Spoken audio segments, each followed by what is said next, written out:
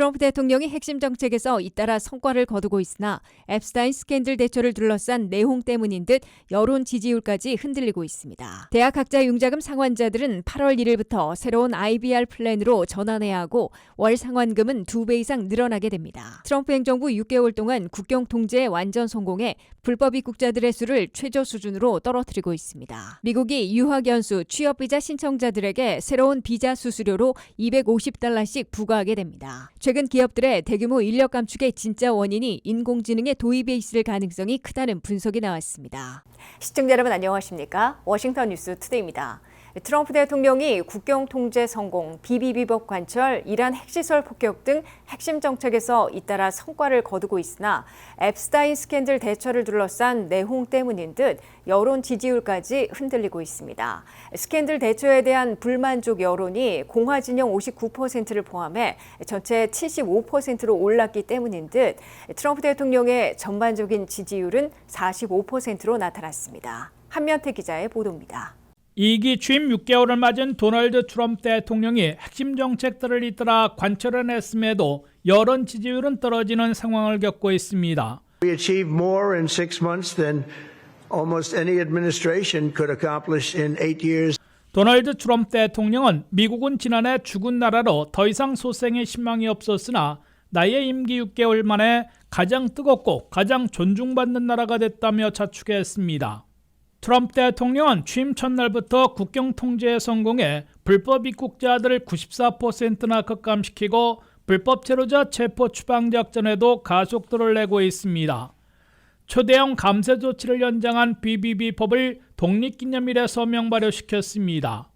관세 정책의 초반 물가를 흔들지 않고서도 2.5%인 관세를 16.6%로 올려 $1,000억 이상 관세 수입을 거뒀습니다. 이스라엘과 이란 간 전쟁에 개입해 이란 핵시설의 사상 처음으로 벙커버스터 14발이나 투하한 후에 전격 휴전을 이끌어내 중동 전원을 일단 거치게 만들었습니다.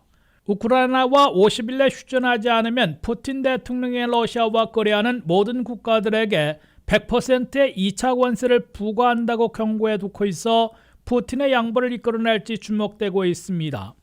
그러나 앱스타인 스캔들 다루기를 놓고 핵심 참모들과 마가 진영 간 정면 충돌 양상을 보이면서 내홍을 겪고 있어 트럼프 대통령의 정책 성과를 송두리째 날아가게 만들 위기를 맞고 있습니다.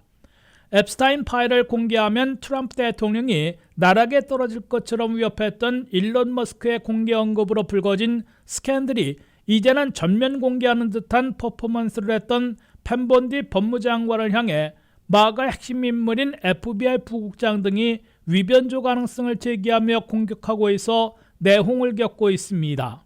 취임 6개월을 맞아 쏟아지고 있는 각 여론조사들을 종합한 결과 트럼프 대통령의 업무 지지율은 42%로 불신율 52%보다 낮아져 부정평가로 돌아섰습니다. 특히 앱스타인 스캔들 다루기에 대해 공화당은 59%를 포함해 전체 75%나 불만족을 표시하고 있어 전반적인 지지율 하락을 촉발하고 있다는 지적을 받고 있습니다. 이와 함께 무리수를 두고 있고 경제 여파도 심각하게 만들고 있다는 불법 체류자 체포 추방 작전을 포함한 이민정책 지지율도 44%로 불신율 56%와 뒤집혔습니다. 관세와 경제정책 지지율은 40%에 그치고 있고 인플레이션 지지율은 36%로 최저를 기록하고 있습니다. 트럼프 대통령이 올 하반기 6개월 동안 핵심 정책의 근간은 유지하면서도 세부 집행에서는 부정적 여파를 최소화하는 방향으로 코스를 수정해가며 진전시킬 것인지 예의주시되고 있습니다. WKTV 뉴스 한면택입니다. 대학을 졸업하고 학자 융자금을 상환하고 있는 2천만여 명은 8월 1일부터 폐지되는 세이브 플랜에서 새로운 IBR 플랜으로 전환해야 하고 월 상환금은 2배 이상 더 내게 됩니다. 특히 세이브 플랜에 가입했던 7,709만여 명은 연방교육부의 studentaid.gov에서 새 IBR, 즉 소득 기반 플랜으로 신속하게 전환하고 8월 1일부터 상환금을 납부해야 합니다. 안혜린 기자가 보도합니다. 학자 융자금으로 대학을 졸업한 후에 소득 기반으로 매달 상환해온 2천만 명 이상이 앞으로 두세 차례 바뀌는 연방 플랜에 따라 새 플랜으로 전환해야 하고 늘어나는 월 상환금을 내게 됐습니다. 첫째 바이든 시절에 세이브 플랜에 가입했던 770만 명은 이 플랜이 연방 법원의 위법 판결로 사실상 폐지됐기 때문에 신속하게 새로운 IBR로 전환해야 합니다. 연방교육부가 보내온 이메일에 따라 전환하거나 연방교육부의 웹사이트인 studentaid.gov/IBR에 접속하면 새 IBR 신청란이 나옵니다. 둘째 8월 1일부터는 학자융자금 이자 일시중지가 끝나 새로운 IBR 플랜으로 산정된 월 상환금을 내게 됩니다. 새 IBR 플랜에 따른 월 상환금은 세이브 플랜에 비해 2배 이상 늘어나게 됩니다. 연소득 25,000달러의 경우 세이브에서 한 푼도 안 내도 되도록 설정돼 위법 판결을 받았기 때문에 새 IBR에서는 13달러를 내게 됩니다. 연소득 35,000달러이면 역시 한 푼도 안 내다가 새 플랜에선 96달러를 납부하게 됩니다. 연소득 5만 달러이면 세이브에선 62달러를 냈다가 새 IBR에서는 221달러를 내게 됩니다. 연소득 7만 5천 달러이면 166달러를 냈다가 이제는 429달러를 상환해야 합니다. 연소득 10만 달러이면 세이브에선 월 270달러를 상환했다가 새 IBR에서는 638달러를 내야 합니다. 2배 이상 늘어나는 학자융자금 상환금을 내기 어려운 상황이거나 갑자기 일자리를 잃었을 때 등에는 2027년 7월 1일 이전까지는 현행대로 상환 유예를 신청할 수 있습니다. 2027년 7월 1일 이후에는 정부 차원의 상환 유예가 없어집니다. 셋째, 내년인 2026년 7월 1일부터는 소득 기반 상환 플랜들이 현재 7종에서 RAP 상환 지원 플랜 한 종류 2가지 플랜으로 통합됩니다. 독립기념일에 서명 발효된 BBB법에 따른 것으로 자동 전환될지 월 상환금이 다시 오르게 될지는 아직 결정되지 않고 있습니다. WKTV 뉴스 안혜린입니다. 트럼프 행정부 6개월 동안 국경 통제에 완전 성공해 불법 입국자들의 수를 최저 수준으로 장기간 떨어뜨리고 있습니다. 미국 멕시코 국경에서 체포한 불법 입국 시도자들은 6월 한 달 동안 6,072명에 그쳐 최저치를 또 경신하며 불법 입국을 막는 데 장기간 성공하고 있음을 보여주고 있습니다. 도널드 트럼프 대통령이 전임 조 바이든 대통령에 비해 180도 바꿔놓은 것은 국경 통제로 꼽히고 있습니다. 바이든 시절의 국경 대혼란을 트럼프 대통령은 취임 첫날부터 봉쇄해 국경 통제에 6개월 이상 성공하고 있는 것입니다. 트럼프 행정부의 국경 순찰대에게 체포된 남부 국경을 통해 들어오려던 미입국 시도자들은 6월 한 달 동안 6,072명에 그쳤습니다.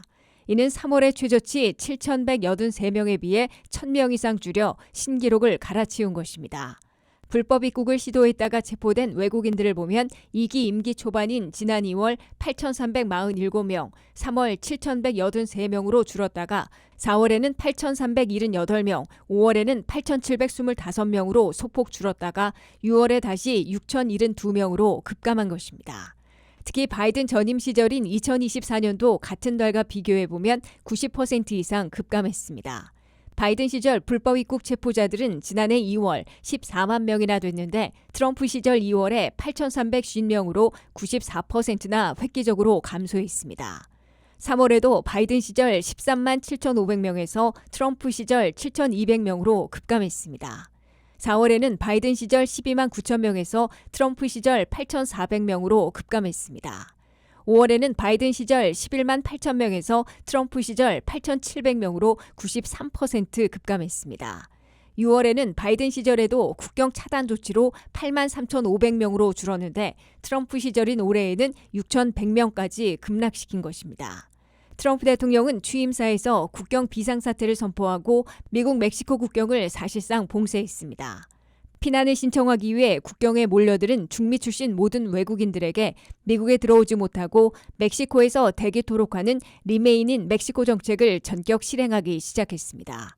바이든 시절 CBP1 앱을 통해 피난민 신청을 하면 일시 체류 허가인 패롤을 얻어 미국에 들어와 대기하며 워크퍼밋 카드를 받아 일해왔는데 이를 전격 폐쇄해 신청 중이던 98만 명의 패롤이 종료됐습니다. 또한 체포했다가 미국 안에서 풀어주는 캐치앤릴리스 정책도 중단했습니다. 이에 따라 미국에 들어올 길이 막히고 불법 입국해도 체포 추방되기 때문에 아예 미국 국경을 넘으려는 외국인들이 급감한 것으로 해석됩니다. 미국이 유학 연수, 취업 비자 신청자들에게 새로운 비자 수수료로 $250씩 부과하게 됩니다.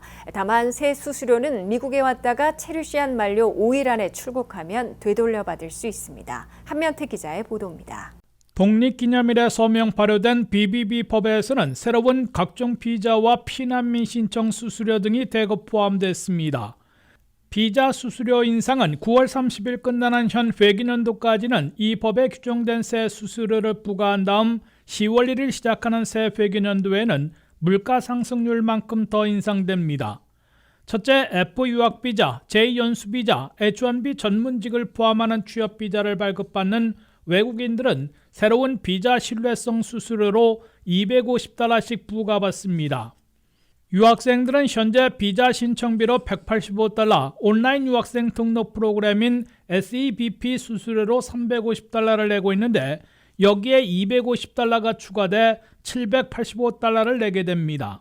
취업비자 신청자들도 현행 신청 수수료에다가 보증금자로 $250씩 추가됩니다. 비민 비자를 승인받는 외국인들에 한해 $250씩 추가로 내게 되고 기각당하면 내지 않아도 됩니다. 다만 새로운 수수료 $250는 일종의 보증금으로 비민 비자를 갖고 미국에 왔다가 체류 시한 만료 5일 전 이내에 출국하면 되돌려받을 수 있습니다. 둘째, 한국을 포함하는 40여 개 비자 면제국 출신으로 미국을 무비자로 90일 동안 방문하는 사람들은 새로운 수수료는 없으나 기존 비용이 오르게 됩니다. 미국 입출국 카드인 I-94 카드 수수료는 현재 $6에서 $24로 4배나 오르게 됩니다. 무비자 방문자들이 온라인으로 승인받아야 하는 ESTA 수수료는 현재 $4에서 $13로 3배 이상 인상됩니다. 셋째, 트럼프 행정부 들어 매우 엄격해진 피난민 신청자들은 추가로 수수료를 부과받게 됩니다. 난민 신청료는 신청 시 $100를 내고 수속하며 대기 기간 중에도 신청을 유지하려면 매년 $100씩 물어야 합니다. 여기에 인도적인 일시 체류를 허가받는 패롤 신청비로 1인당 $1,000, 이재민들이 주로 신청해온 임시보호 신분인 TPS 신청비로 $500를 내야 합니다. 지진과 허리케인 등 자연재해를 피해 미국에 오는 피난민들이 1인당 $1,150씩 부담해야 하기 때문에 난민 망명 신청하기도 점점 더 어려워지고 있는 것으로 보입니다. 미국은 한 해에 1,000만 건 이상 비민 비자를 발급해와 상당한 비자 수수료 인상 효과를 보게 될 것으로 예상되고 있습니다. WKTV 뉴스 한면택입니다. 주식시장이 사상 최고치를 경신하고 있고 각종 경제 지표들도 긍정적인 흐름을 보이고 있지만 주요 기업들의 대규모 인력 감축이 잇따르고 있습니다. 표면적으로는 구조조정이나 경영 효율화라는 이유로 감원을 하고 있지만 그 이면에는 인공지능, AI의 급속한 도입이 자리 잡고 있다는 분석이 나오고 있습니다. 안혜린 기자입니다. CNBC 방송은 최근 기업들이 단행하고 있는 대규모 인력 감축의 진짜 원인이 인공지능의 도입에 있을 가능성이 크다고 보도했습니다. 공식적으로는 조직 개편, 운영 전략, 비용 절감 등이 해고 사유로 언급되고 있지만 실제로는 AI가 인간 노동을 대체하고 있다는 지적입니다. 실제로 IBM 최고 경영자는 지난 5월 월스트리트저널과의 인터뷰에서 200명의 인사팀 직원이 해고됐으며 이들의 업무는 AI 챗봇으로 대체됐다고 밝혔습니다. 핀테크 기업 클라르나 역시 AI 도입 이후 직원 수가 약 5,000명에서 3,000명 수준으로 줄어들었다고 밝혔습니다.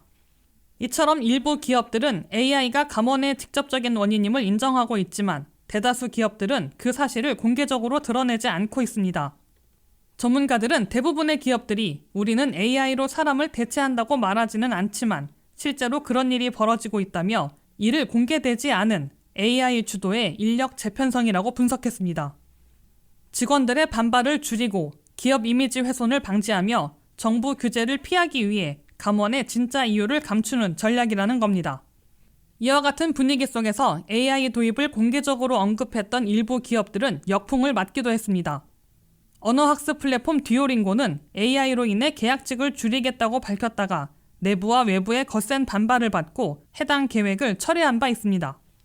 또한 AI 기술의 효율성이 기대에 못 미칠 가능성이 있어 기업들이 관련 내용을 명확히 밝히지는 않는 이유 중 하나로 꼽히고 있습니다. 인력 아웃소싱 기업 코넥스트는 AI가 전체 업무의 70에서 90%는 자동화할 수 있지만 최종적인 10%는 여전히 인간의 판단이 필요하다며 AI 기술이 충분하지 않을 경우 기업들은 조용히 외주나 해외 인력으로 부족한 부분을 보완하고 있다고 말했습니다. 현재 미국의 실업률은 4.1% 수준으로 비교적 안정적인 노동시장을 유지하고 있지만 AI로 인한 일자리 변화의 속도는 향후 더욱 빨라질 것으로 예상되고 있습니다. 세계경제포럼이 조사한 바에 따르면 전 세계 고용주 가운데 41%가 향후 5년 내 AI 자동화로 인력을 줄일 계획이라고 밝혔습니다. 곧 초급 사무직의 절반까지 대체할 수 있을 것으로 예상되는 AI 기술 개발로 단순 업무 종사자들을 중심으로 한 고용시장의 급격한 변화가 예상되고 있습니다. 전문가들은 지금은 기업들이 감원의 원인을 애매하게 표현하고 있지만 나중에 그 영향이 명확해졌을 때는 이미 늦을 수 있다며 그때가 되면 해고 규모는 훨씬 커질 것이고 개인이 할 수 있는 일은 오직 적응뿐일 것이라고 경고했습니다. WKTV 뉴스 안혜린입니다. 이상으로 워싱턴 뉴스투데이를 마치겠습니다. 시청해주신 여러분 고맙습니다.